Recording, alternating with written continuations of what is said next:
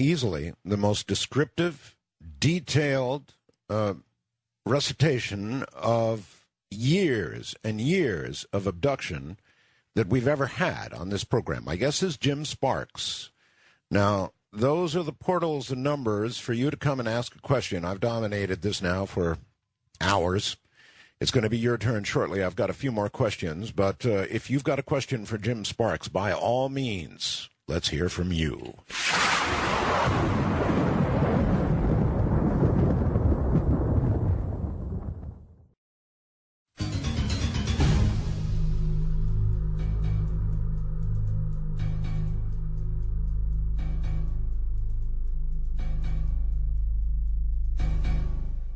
With this much detail, his book, The Keepers, An Alien Message for the Human Race, has got to be a real winner. And I'm sure there's much detail in there that we're obviously not getting to tonight. So make it to Amazon or whatever and grab a copy of The Keepers. Jim, welcome back. Well, thank you. All right, I asked you if you believe they have our best interests at heart.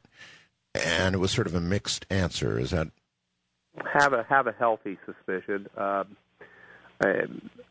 got to see if there were 360 degrees, separate degrees to their, let's say, when I say they, let's talk about the Greys and reptilians combined, to their agenda. Okay. I got to experience firsthand 2 or 3 of those degrees, and so not only do I do my best to look at things as logically as possible, keep it with technology, don't sway to the left too far, don't sway to the right. Mm-hmm. And I have a business perspective. And there's one area that I'm right at 100% certain, for example, that they do farm mammals and humans, just not hurt us, farm, but for raw materials to create various types of worker bees. These things are seen. I've seen the worker bees with reptilians. I've seen the worker bees on board with Greys, and I've seen them on board with us people. I've seen the worker bees with humans, and this is another type of, I don't know if they're aliens or what, but I think other people refer to these type as blondes or something to that effect. But Nordics, maybe. Yes, that's what it is. And I've seen, but I've had 1 or 2 little short glimpses and experience with them. But they look like people. But I've seen the little worker bees running tasks for them. Hmm. But the point being is that that's an investment, meaning that the raw materials necessary to make these things, the earth is one of the places for them to get this stuff. And so, like any other farmer, I don't mean to be so crude, but I'm just going to put it in basics. If you're a farmer and you have cattle, and your cattle are on pasture, and those cattle that's your livelihood, that's your life. And if they get sick, you're going to want to tend to their health. But if the pasture becomes polluted or dirty, you're going to do what you can to fix it. And if worse comes to worse, you may collect the semen and the ova from the best breed, store it, and then take it to another pasture. So to speak. Well, and occasionally a crop gets completely ruined, and you plow it under. I'd rather not think about that one. I know. Listen. Is it your impression that they have, as we define it, consciousness? Absolutely. And they have longevity. And I'll kind of touch on the longevity thing briefly, because there's a lot of things I've learned here in the latter years in particular.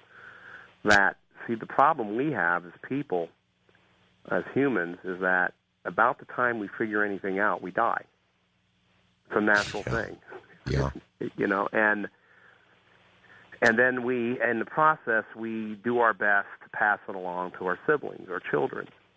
But, it's our nature, and when you think about children, and it's been going on for tens of thousands, if not hundreds of thousands of years, maybe over and over again, unfortunately, but they seem to have to learn things on their own. You can show them 100% of everything, and they may take your word for 20 or 30%, but still there's that 70%. They got to... Almost always they have to go the hard way. Yeah.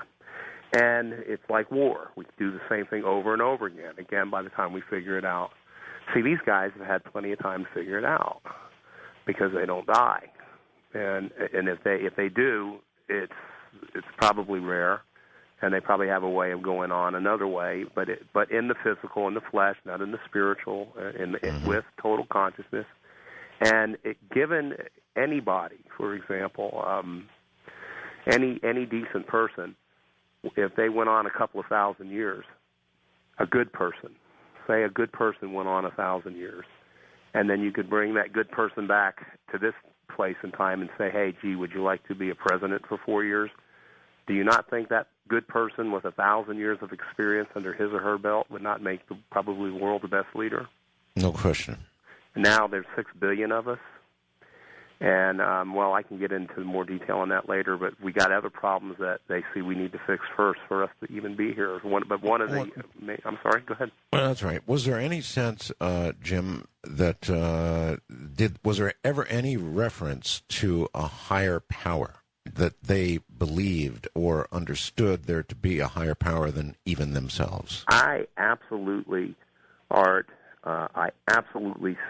stay as far away from that as I possibly can. I understand. I want to see things flower and develop because there were periods in my life for many years that I was, quote unquote, very religious.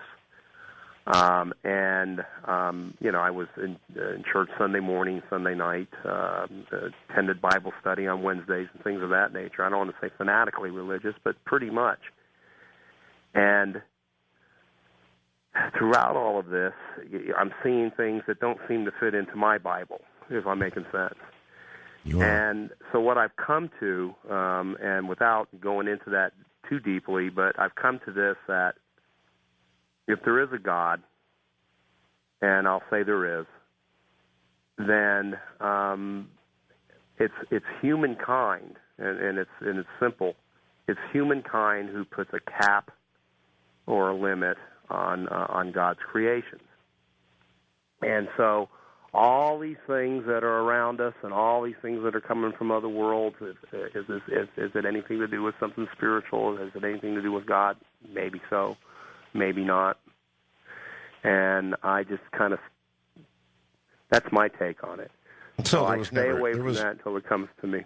Yeah, there was never any reference from them telepathically or any other way to indicate that they worshipped anything at all. Well, there was tricks. They're masters of deception, as we would define deception. But it's whatever it takes for us not to know they're there for their own reasons. So there were times that they tried to come across to me to get me to cooperate as if they were some. They themselves were angelical or spiritual or of God. And then the reverse, they were of darkness or the devil, and they were demons and this stuff. Well, I wasn't buying any of it. That makes you a very good observer. All right, look, I've got a lot of people who want to ask you questions. Let's see if we can move through them fairly quickly. First-time caller line, Annie from Kansas. You're on with Jim Sparks. Hi, Jim. Hi, Annie. I was wondering, have you had any family members abducted, parents, or any relatives? And I did have two questions. The second one was, why do they say tell no one? They threaten family members. They threaten people not to say anything, but yet they've told you that your voice will be heard. Addressing the first question regarding family members, Annie, in the early years, they couldn't have been any more reverse of accepting anything like that could be possible. As the years went on, and